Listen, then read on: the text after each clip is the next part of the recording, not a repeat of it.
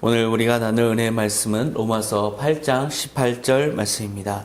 로마서 8장 18절 말씀 다 같이 봉독하시겠습니다. 생각하건대 현재의 고난은 장차 우리에게 나타날 영광과 비교할 수 없도다. 아멘. 오늘 말씀의 제목은 단련과 초월이라는 제목입니다. 오늘 본문을 보면 우리에게 지금 현재 닥쳐오는 고난은 이것이 우리를 결국 파멸시키는 것이 아니라 이것이 바로 영광이다. 이렇게 사도 바울은 고백하고 있습니다. 이 엄청난 초월과 또 그런 역설적인 해석을 볼 때 고난에 대한 해석이 사실은 이 본문 안에 다 들어가 있습니다. 그렇지만 우리가 지금 살아가는 이 세상은 정말 너무나 힘든 세상이고 너무나 감당할 수 없는 고난들이 많기 때문에 오늘 고난에 대한 말씀을 전하고자 합니다. 고난이라는 것은 다른 것이 아니라 내 의지와 또 내 뜻과 전혀 반대되는 또 오히려 나를 힘들게 하는 상황을 말합니다.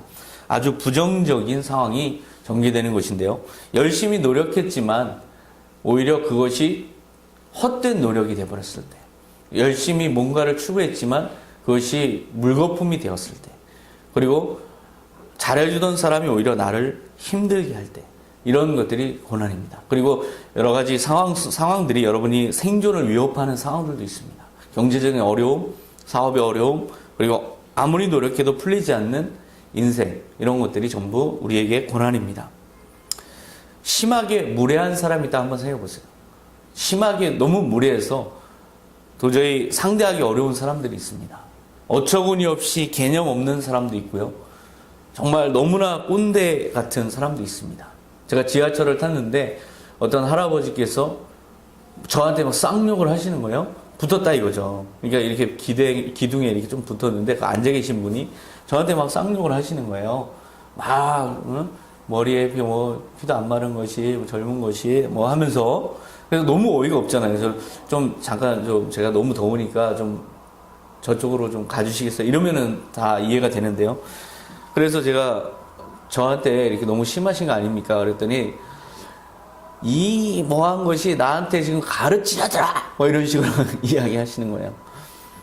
그 상황에서 정말 어떻게 해야 될지 막막했습니다. 그렇게 완전한 꼰대이신 분인데요. 만약에 내가 맞서면서 뭔가 싸웠다. 그러면 분명히 시끄러웠을 겁니다. 해코지가 우려되기도 하고요. 그렇다고 그것을 그냥 넘어가려니, 회피하려니 정말 자존감이 무너집니다. 너무나 또 수동적인 태도인 것 같기도 하고 내가 왜 사는가 생각까지 듭니다. 그런 상황들이 느닷없이 닥치기도 합니다. 그러니까 사람으로부터 오는 그 예시인데요. 우리가 닥쳐오는 일들 가운데는 그렇게 생각지도 않게 내가 노력했는데도 불구하고 날 힘들게 하는 것이 있습니다. 그것이 바로 모두 다 고난입니다. 그런데요, 이 고난의 어려움에 대처하려고 한다면 나에게는, 내가 만약에 힘이 있다면 고난이 아니죠. 고난의 본질은 내가 힘이 없다는 데 시작됩니다. 내가 그것을 감당할 수 있는 힘이, 능력이 없어요. 자본이 없고 사람이 없고 또 그만한 능력이 안 됩니다. 그게 이제 고난이죠. 힘이 넘치는 사람은 고난이 아닙니다. 그걸 무시하려 해도 결국 내 자존감은 짓밟히는 상황. 결국 그것이 우리 사회를 갑질의 사슬을 만드는 것이 아닌가, 그런 생각이 듭니다. 어떤 사람들 자기가 어디 가서 당한 것을 다른 사람에게, 자기보다 약한 사람에게 그대로 갚아줍니다. 그러면서 갑질 문화가 형성되지 않았는가, 그런 생각이 듭니다. 이런 현실에 대해서 우리는 너무나 자책하는 마음이 처음에는 듭니다. 그래서 처음에는 당신 탓 이렇게 하지만, 너가 잘못해서, 당신이 잘못해서 이렇게 이야기하지만 나중에는 또 다 내 탓이지 이렇게 또 체념합니다. 다 내 탓이지도 사실은 답이 아닙니다. 왜냐하면 내가 잘못한 게 없어요. 내가 그만큼 그런 고난을 당할 만큼 내가 잘못한 일이 있는가 지져보면 그렇지도 않습니다. 그렇기 때문에 결국 하나님을 탓합니다. 하나님 도대체 나한테 왜 이러십니까? 로 이어집니다. 그리고 결국에는 자기 스스로 그냥 체념하고 맙니다. 이것이 우리의 고난을 당하는 우리의 모습인데요. 오늘 본문에서는 그것을 좀 다르게 설명합니다. 이것에 대해서 수동적으로 응하는 차원이 아니라 이것을 하나님이 주시는 영광으로 바라봐야 된다, 이런 말들을 합니다. 사실 우리가 받아들이기가 참 어렵습니다. 고난을 당할 때는 너무나 힘들기 때문에 이것은 현실이기 때문에 그렇습니다. 심리학자 박선아 씨가 경향신문 칼럼에 이런 이 글을 썼습니다. 무례한 사람과 공존하기 위한 정신승리법. 제가 이 칼럼을 보고 참 굉장히 재밌다라고 읽었는데요. 너무나 힘든 상황일 때 또 힘들게 하는 사람을 우리가 만났을 때 대처하는 어떤 정신승리법입니다. 첫 번째는 인과응보의 법칙이라고 합니다. 결국 나를 힘들게 한 너도 똑같이 힘들 거다 이거죠. 나를 힘들게 한 만큼 너도 그만큼 힘들 거다. 결국 너에게 그 모든 것이 부메랑으로 돌아갈 거다라고 생각하면 좀 더 마음이 편해진답니다. 사필귀정이다. 결국 시간이 다 해결해 줄 거다. 이런 생각. 또 다다익선이라는 법칙도 제시했습니다. 많은 사람들을 만나보다 보면 요즘에 여러분을 힘들게 하는 사람들은 예전에 여러분을 힘들게 한 사람과 비교해 보세요. 예전에 여러분을 힘들게 한 사람은 양반 아닙니까? 예전에 그 사람은 정말 양반이네 이 사람에 비하면 이라는 생각이 들지 않습니까? 다다익선의 법칙을 얘기합니다. 많은 것들을 겪다 보면 지금 겪는 고난은 고난도 아니다.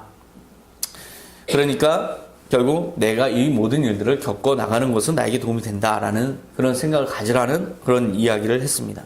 진상 총량의 법칙도 이야기합니다. 내가 만나는 진상은 내가 감당할 수 있는 총량이 있기 때문에 내가 감당할 수 있는 그만큼의 사람들만 우리는 겪고 있다. 진상 총량의 법칙.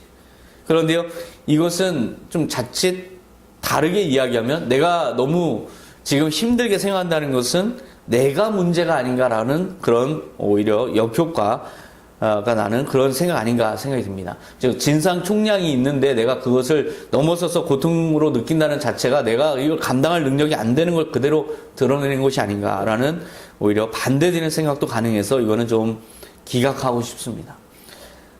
재밌는 건요, 불멸의 진리입니다. 100세 노인한테 할아버지는 어떻게 미운 사람을 대처하십니까? 라고 물었더니요, 이 할아버지가 그렇게 이야기하더랍니다. 그냥 냅두니까 다 죽던데? 이렇게 이야기하더랍니다. 그러니까 불멸의 진리라는 거죠. 결국 다 죽는데 서로 뭐 똑같은 운명이 왜 저러나 이런 생각을 하는 거. 이렇게 함으로써 좀 정신 승리를 한다는 거죠. 이런 방식으로 사람들은 상담을 받으러 가고 또 나에게 마음에 도움이 되는 책을 읽기도 하고 그렇게 현대인들은 이걸 극복합니다. 고난을 어떻게든 견뎌내고 극복하려고 합니다. 그런데 그것이 다 대부분 보면 좀 대증요법이라고 할 수 있어요.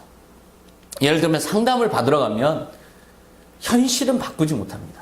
어차피 현실을 바꾸지 못하면 결국 받아들이는 사람의 주관을 바꾸라 이건데요. 주관이 아무리 바뀌어도 현실은 바뀌지 않기 때문에 결국 제자리로 돌아옵니다. 만약에 내가 너무 자존감이 짓밟혀서 허약하기 때문에 책을 읽어서 뭔가 이걸 복구하고 싶다 그러면 저는 그런 생각이 듭니다. 도대체 누가 잘못인가?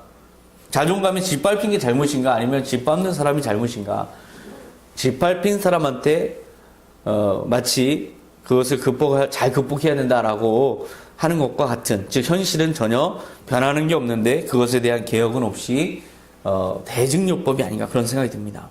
고난에 대해서 우리는 이 문제가 없는 상황은 너무 좋지만 문제가 터지면 우리는 참 힘겨워합니다. 이것이 우리의 신앙생활에 아주 중요한 주제입니다.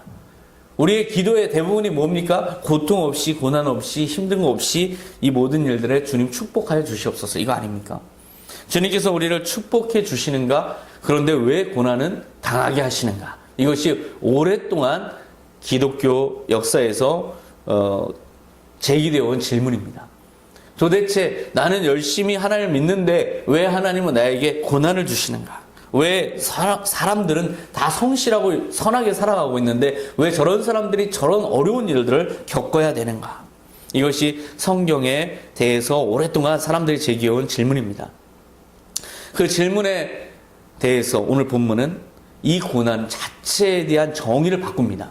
이 고난은 고난으로서 너희가 받아들이는 대로 받아들일 게 아니라 이것은 하나님께서 주시는 영광으로 받아들여야 한다. 이것은 너무나 간격이 있는 이야기입니다. 우리는 참 이것을 받아들이기가 어렵습니다. 성경의 사례로는 욥이 있습니다. 욥은 너무나 잘 또 하나님을 섬겼던 사람입니다. 부자였고 고결한 품성을 가졌고 높은 신앙심을 가졌던 사람입니다.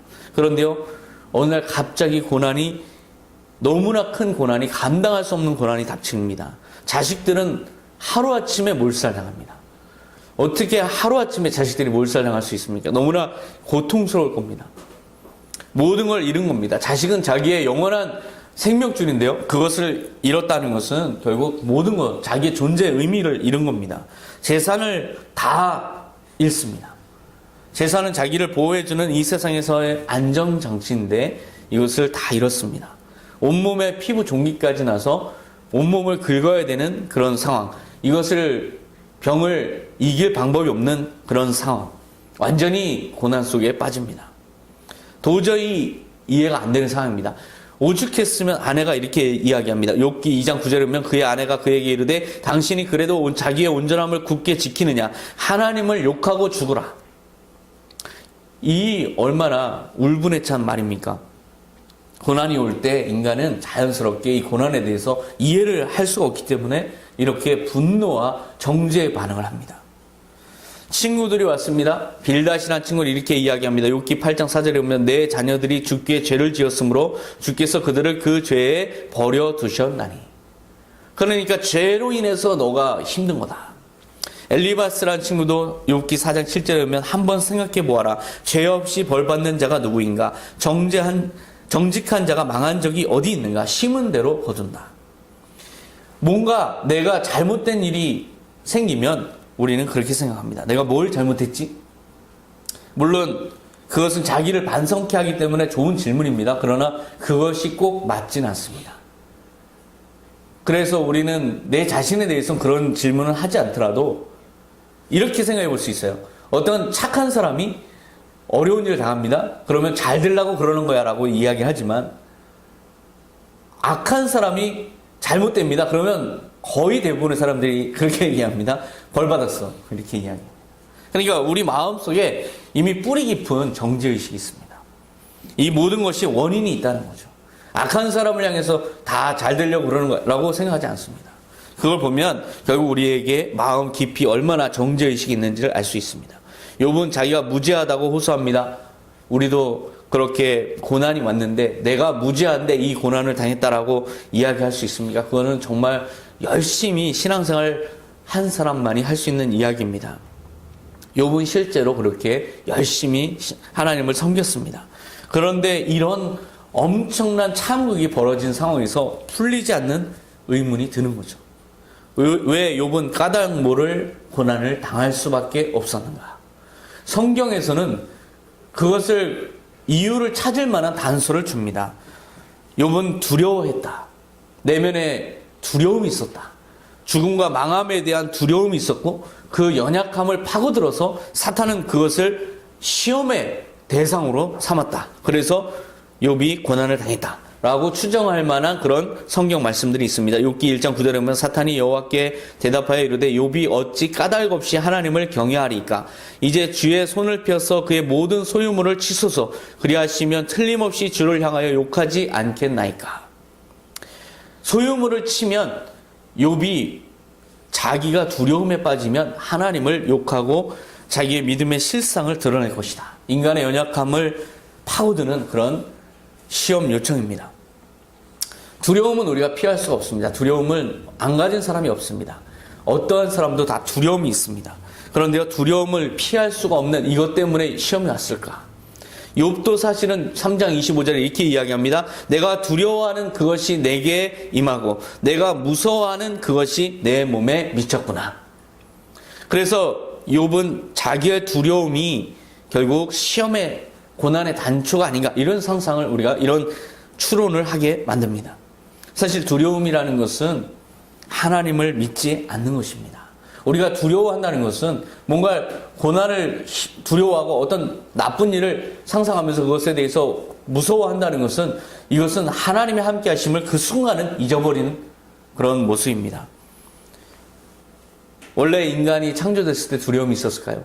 아담이 에덴 동산에서 두려워한 적이 있습니까? 두려워하지 않았습니다. 그런데 언제부터 두려워했는가 한번 생각해 보세요. 자기가 사단의 시험에 넘어가서 선악과를 먹고 나서 두려워하기 시작했습니다. 그때부터 하나님 보는 걸 무서워했습니다. 하나님을 피했습니다. 결국 인간이 두려워한다는 것은 그 죄의 속성입니다. 죄의 모습입니다. 두려움과 공포가 밀려올 때 인간은 불신앙에 빠져 있는 것입니다. 욥이 당한 고난, 이것의 이유를 그렇게 두려움의 결과다라고 생각해 볼 수 있는데요. 그러나 이런 생각도 듭니다. 하나님이 사탄의 요구를 받아들이셔서 고난이 왔을까?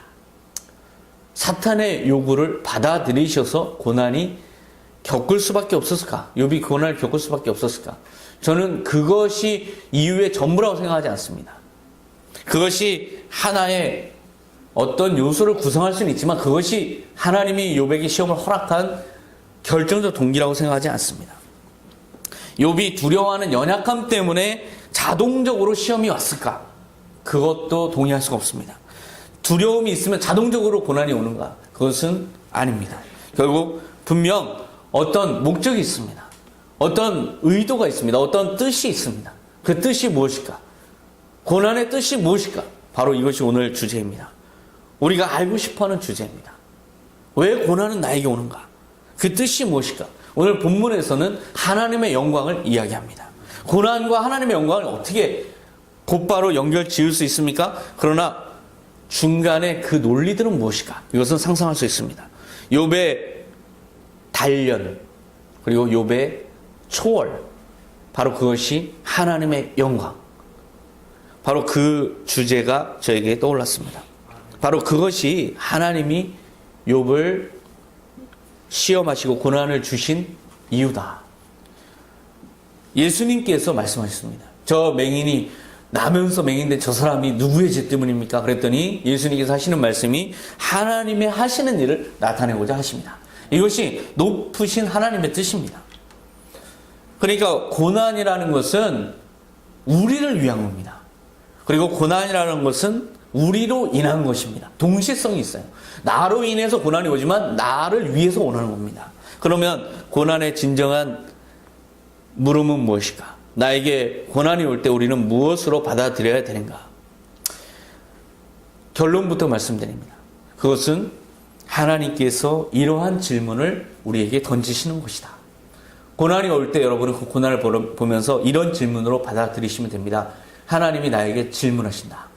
너는 무엇을 믿는가? 우리가 고난이 오면요, 그 고난을 해결하기 위해서 사람을 붙잡습니다. 사람부터 붙잡고 또 내 잔고를 생각합니다. 내 잔고에 있는 저 돈으로 이걸 해결할 수 있을까? 이것부터 생각합니다. 그러니까 돈을 믿는 거죠. 그리고 사람을 믿는 거죠. 그리고 상황, 논리, 모든 걸 다 총동원해서 이 고난을 헤쳐나갈 인간적 궁리, 꾀를 부립니다. 그런데 그것이 다 막혀요. 그게 바로 고난입니다. 고난이라는 건 속성이 어떤 걸로 해결할 수 있으면 고난이 아닙니다. 그것은 우리의 지혜에 맡겨진 것이죠. 그러나 고난이라는 건 무엇인가? 고난은 우리가 동원할 수 있는 모든 수단이 다 막히는 걸 말합니다. 그때는 인간이 어쩔 수가 없습니다. 그때 우리는 질문을 받습니다. 너는 무엇을 믿느냐? 바로 그것이 고난의 본질입니다. 욥도 지금 그런 상황입니다. 모든 것이 다 이렇습니다. 모든 길이 다 막혔습니다.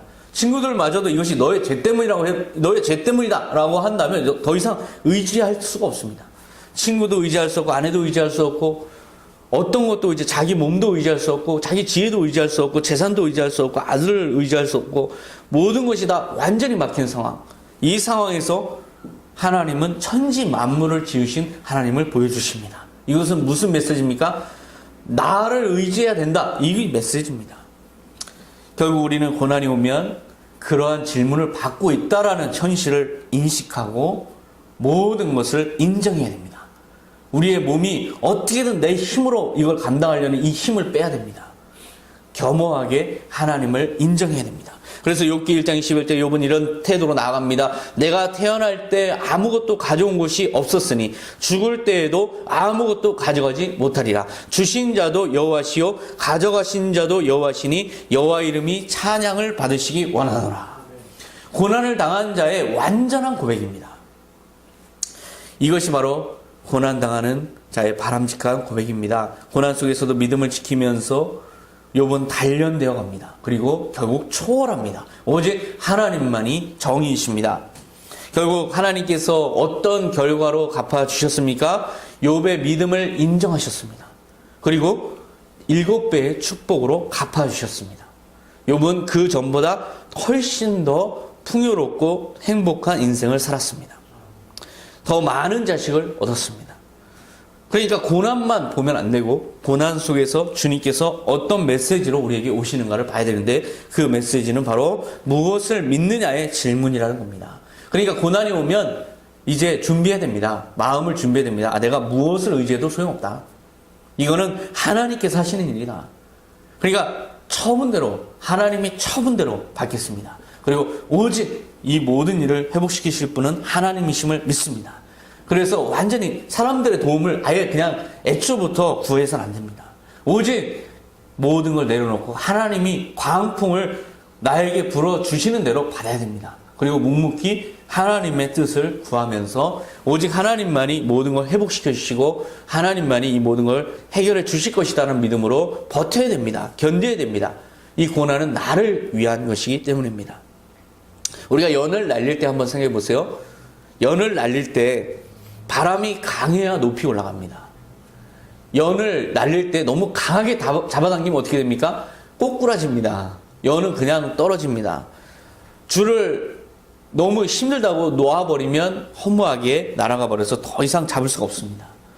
바람을 감당할 만큼 견디면서 맞바람의 그 힘에 의지해서 높이 올릴 수 있는 유일한 방법은 줄을 조금씩 푸는 방법밖에 없습니다. 그것에 너무 힘을 주면 안 됩니다. 그럼 꼬꾸라집니다. 맞바람을 견디면서 조금씩 기량력에 의해서 그 연이 올라갈 수 있도록 계속해서 힘을 빼면서 바람에 모든 걸 맡겨야 됩니다. 그러면서 크게 도약하는 겁니다. 도약하는 자는 고난이 왔을 때 힘을 쓰지 않습니다. 오히려 견디는 힘을 기릅니다. 그래서 도약의 근력을 갖춰 나가는 겁니다. 높이 올라갈수록 맞바람의 힘은 큽니다. 너무 우리가 높아졌다면 좋은 것도 있지만 나쁜 것도 있습니다. 고난의 크기가 굉장히 큽니다. 그러면서 인생 전체를 흔들어 놓는 고난이 옵니다. 인생 전체를 완전히 뒤집어 엎는 고난이 옵니다. 그런데 그것을 견디기만 하면 더 높이 올라갈 수 있습니다. 이것이 바로 고난이 주는 역설적인 결과입니다. 고난은 그래서 영광으로 비교할 수 없는, 영광과 비교할 수 없는 그런 영광의 뜻이 있습니다. 하나님이 우리를 높이 세우시려는 뜻이 있습니다. 내가 고난을 견뎌내는 만큼이나 높이 세우십니다. 고린도후서 1장 8절에 보면 사도 바울이 고난을 어떻게 받아들였는가를 볼 수 있습니다. 힘에 겹도록 심한 고난을 당하여 살 소망까지 끊어지고 우리는 우리 자신이 사형 선고를 받은 줄 알았으니 이는 우리로 자기를 의지하지 말고 오직 죽은 자를 다시 살리시는 하나님만 의지하게 하심이라. 사도 바울은 지금 이 고백을 그냥 한가할 때 하는 이야기가 아닙니다. 지금 바다에서 배가 침몰하기 직전에 하는 고백입니다. 배가 완전히 안전한 상태에서 하는 이야기가 아닙니다. 배가 지금 침몰하기 직전이라서 사람들이 모든 가진 걸 다 버리고 먹을 것까지 다 버리고 이제는 하늘의 뜻에 모든 걸 맡겨야 되는 그 상황에서 이렇게 고백하는 겁니다. 오직 죽은 자를 다시 살리시는 하나님만 의지하게 하시려고 이 고난을 주셨다. 이것이 바로 고난에 대한 완전한 정의입니다. 고난이 오면 이 고난은 너가 무엇을 믿느냐에 대한 질문이고 그렇다면 나는 하나님만 의지합니다 라고 답을 해야 되는구나 이렇게 생각해야 됩니다. 고난을 해석하지 마세요. 고난은 딱 그 하나의 뜻밖에 없습니다. 그래서 오직 풀어야 됩니다. 우리 마음의 끈을 풀어야 됩니다. 막 주변을 다 휘집으면서 어떻게든 살공리를 위해서 닥치는 대로 의지해서는 안 됩니다. 그러면 결국은 꼬꾸라집니다. 필사적으로 무엇을 잡으려고 하지 마십시오. 그러면 결국 내가 망가집니다. 내가 너무나 힘든 상황일 때 주변에 것들을 동원하려 하지 마시고 오히려 놔야 됩니다. 그리고 하나님께만 무릎을 꿇어야 됩니다. 하나님께서 그 모든 고난을 속히 끝내주실 것입니다. 바로 그 목적이기 때문에 그렇습니다. 얼마나 하나님을 의지하는가, 이것이 목적입니다. 완전하게 고난이 나를 치려할 때 제가 했던 고백이 있습니다. 처분대로 받겠습니다. 그리고 이 모든 이후의 인생은 내가 어떠한 상황이 되더라도 하나님께서 이끄시는 대로 맡기겠습니다. 근데요, 그런 고백이 있고 나서 그렇게 마음의 완전한 내려놓음을 경험하고 나서 불과 그 하루가 지나기 전에 하나님께서 해결하셨습니다. 결국 하나님께서는 나를 단련시키고 고난을 초월하게 하시는 목적에 의해서 나에게 고난을 허락하시는 겁니다. 고난은 하나님의 허락 없이는 오지 않습니다. 하나님은 축복을 주시기 원하십니다. 그렇기 때문에 하나님의 원하시는 거에 반하는 고난은 하나님께서도 고통이십니다. 그렇기 때문에 고난은 하나님의 뜻이고 그 뜻은 딱 하나밖에 없습니다. 너가 나를 믿느냐, 이거 하나밖에 없습니다. 그렇기 때문에 완전하게 거기에 응답해야 됩니다. 이사야서 48장 10절에 나는 너희를 은처럼 불 속에서 녹여내고 고생의 도가니 속에서 너희를 단련시켰다. 고생의 도가니에 들어갔으면 들어간 자로서 완전히 하나님을 믿어야 됩니다. 그리고 다 벗어야 됩니다. 모든 걸 내려놔야 됩니다. 누굴 탓할 것도 없습니다. 이러한 태도로 고난을 맞서는 사람을 어떻게 세상의 그 얄팍한 지혜가 이길 수 있습니까? 그냥 결국은 너도 잘못될 거야. 결국 뭐 부메랑으로 돌아갈 거야. 뭐 이런 사필 규정이야. 또 뭐 진상 총리의 법칙 다다익선 이런 거 가지고 어떻게 이렇게 고난을 맞서는 사람을 이길 수 있습니까? 진정한 고난을 견딜 수 있는 모습은 크리스찬들이 보여줄 수 있습니다. 그것은 믿음으로 보여줄 수 있습니다.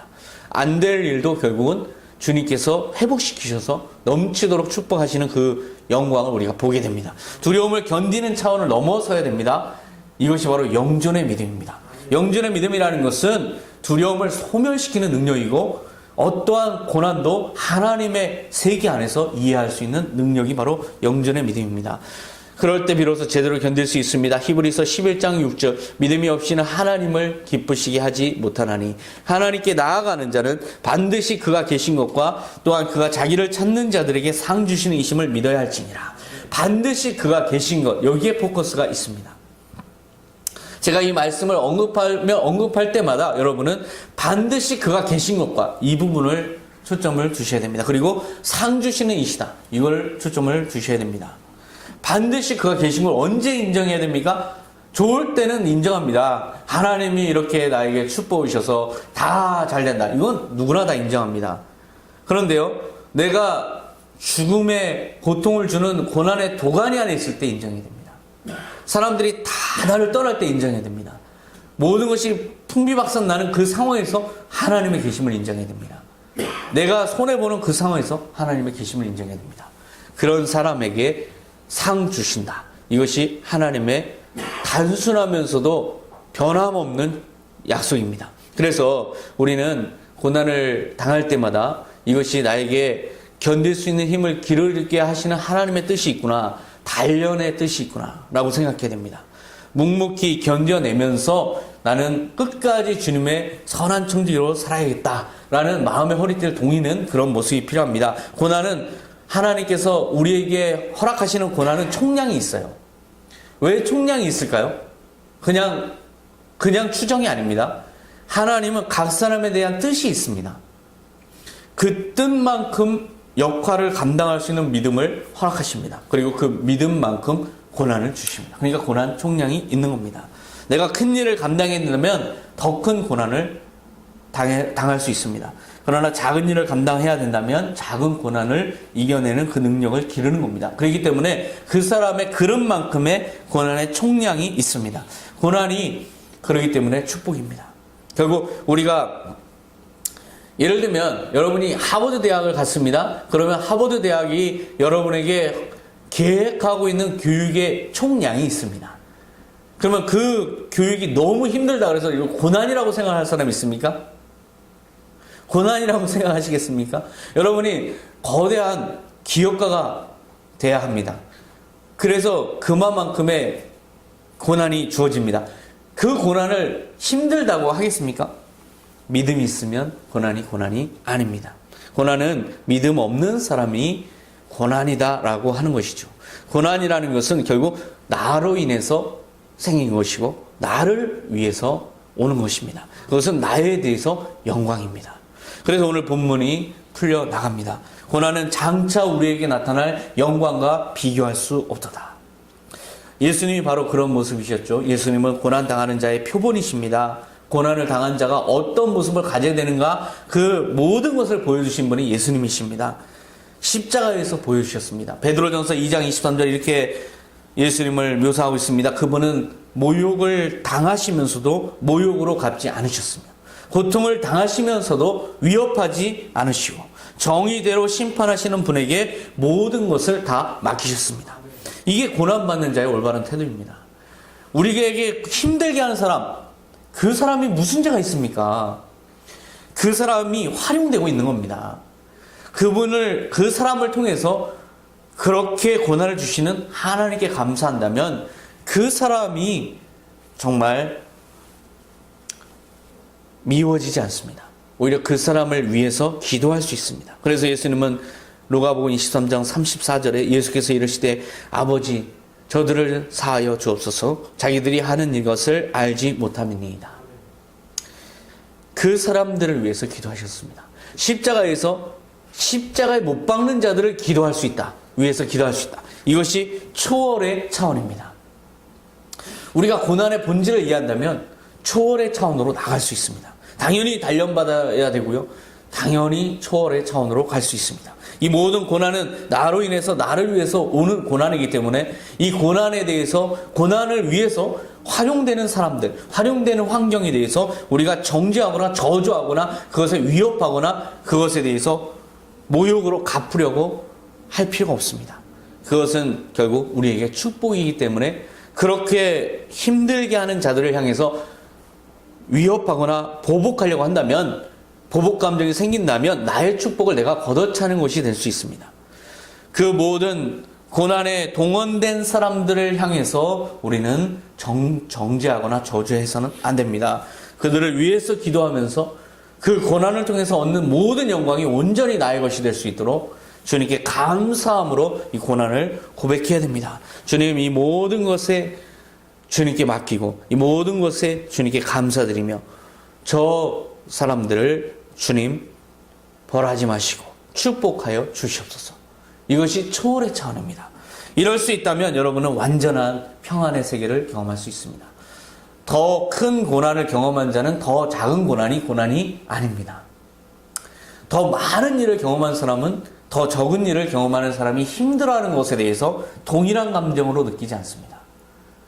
고등학생들이 지금 힘들어하는 모습을 보면서 물론 공감은 되지만 그것에 대해서 그것이 죽을 고통, 자살할 만한 고통이라고 생각하지 않습니다. 마찬가지입니다. 그래서 우리는 단련되어야 됩니다. 그리고 무엇보다 궁극적으로는 예수님의 모습처럼 고난을 새로운 차원, 하나님의 눈, 하나님의 관점에서 다시 해석할 때 우리는 고난을 초월할 수 있습니다.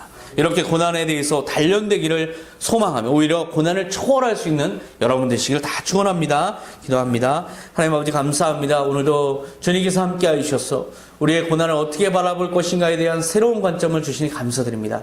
우리는 고난을 너무나 직시했습니다. 고난에 대해서 너무 액면 그대로 받아들였습니다. 그리고 고난 속에서 뭔가 나의 힘으로 헤쳐나가기 위해서 모든 노력과 모든 주변의 상황들을 동원했습니다. 그러나 이제는 주님께서 주시는 고난에 대해서 겸허한 마음으로 힘을 빼고 오직 주님께 모든 걸 맡기며 받아들이며 주님 고난에 묵묵히 기도하며 견딜 수 있는 힘을 기리겠습니다. 이제는 고난을 감당하며 그것을 초월할 수 있는 더 높은 차원으로 나아가겠습니다. 이제는 예수 그리스도를 닮아가는 온전한 모습으로 고난을 바라보겠습니다. 온전히 우리가 새롭게 변화되게 하여 주시옵소서. 감사드리며 예수님의 이름으로 기도하옵나이다. 아멘.